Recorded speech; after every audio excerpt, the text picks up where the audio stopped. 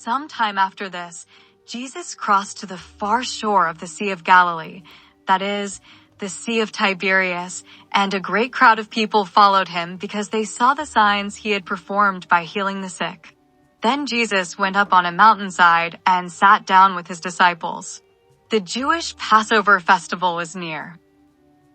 When Jesus looked up and saw a great crowd coming toward him, he said to Philip, "Where shall we buy bread for these people to eat?" He asked this only to test him, for he already had in mind what he was going to do.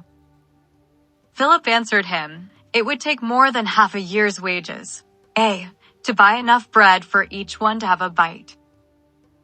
Another of his disciples, Andrew, Simon Peter's brother, spoke up, "Here is a boy with 5 small barley loaves and 2 small fish, but how far will they go among so many?" Jesus said, "Have the people sit down." There was plenty of grass in that place, and they sat down. About 5,000 men were there. Jesus then took the loaves, gave thanks, and distributed to those who were seated as much as they wanted. He did the same with the fish. When they had all had enough to eat, he said to his disciples, "Gather the pieces that are left over. Let nothing be wasted." So they gathered them and filled 12 baskets with the pieces of the 5 barley loaves left over by those who had eaten. After the people saw the sign Jesus performed, they began to say, "Surely this is the prophet who is to come into the world." Jesus, knowing that they intended to come and make him king by force, withdrew again to a mountain by himself. When evening came, his disciples went down to the lake, where they got into a boat and set off across the lake for Capernaum. By now it was dark, and Jesus had not yet joined them.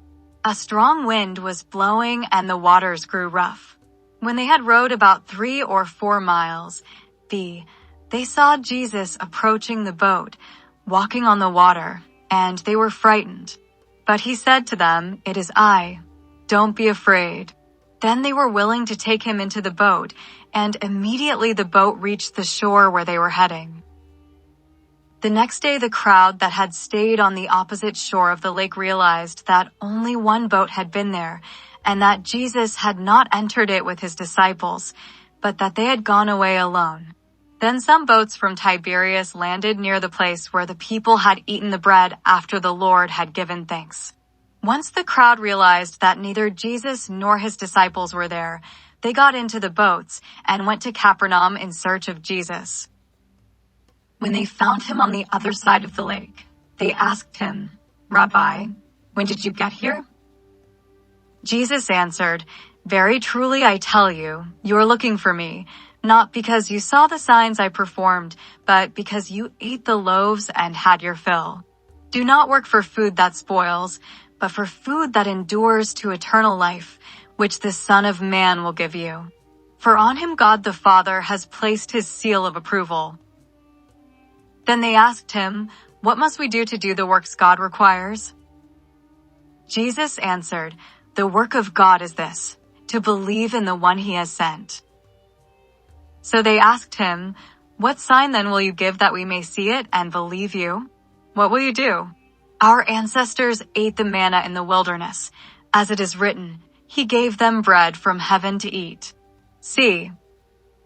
Jesus said to them, "Very truly I tell you, it is not Moses who has given you the bread from heaven, but it is my Father who gives you the true bread from heaven. 33 For the bread of God is the bread that comes down from heaven and gives life to the world." "Sir," they said, "always give us this bread." Then Jesus declared, "I am the bread of life. Whoever comes to me will never go hungry, and whoever believes in me will never be thirsty. But as I told you, you have seen me and still you do not believe. All those the Father gives me will come to me, and whoever comes to me I will never drive away. For I have come down from heaven not to do my will, but to do the will of him who sent me. And this is the will of him who sent me, that I shall lose none of all those he has given me, but raise them up at the last day. For my Father's will is that everyone who looks to the Son and believes in him shall have eternal life, and I will raise them up at the last day." At this the Jews there began to grumble about him because he said, "I am the bread that came down from heaven."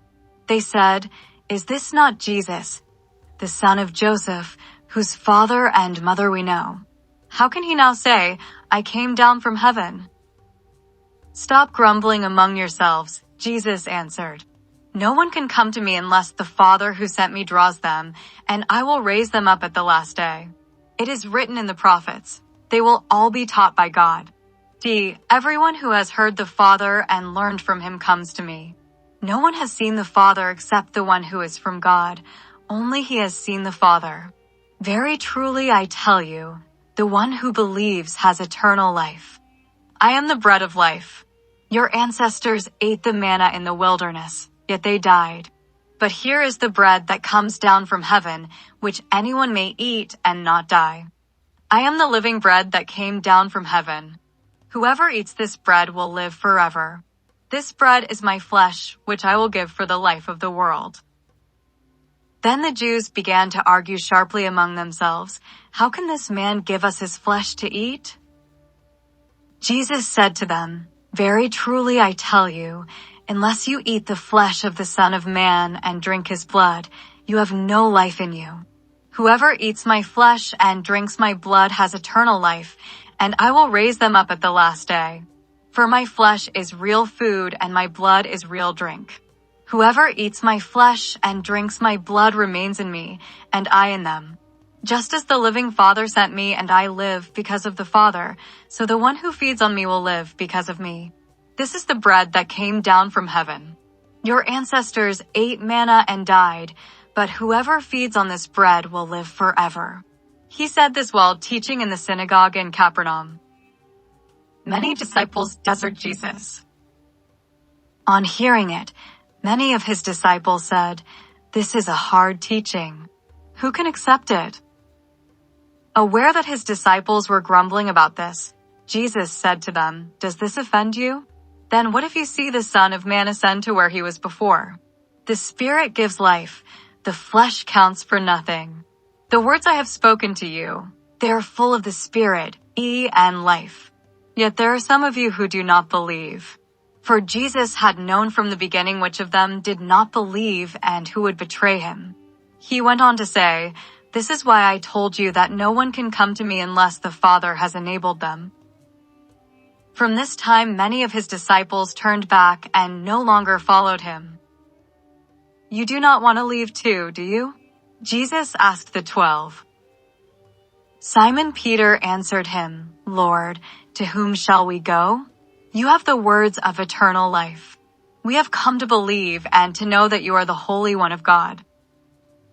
Then Jesus replied, "Have I not chosen you, the 12? Yet one of you is a devil." 71. He meant Judas, the son of Simon Iscariot, who, though one of the 12, was later to betray him.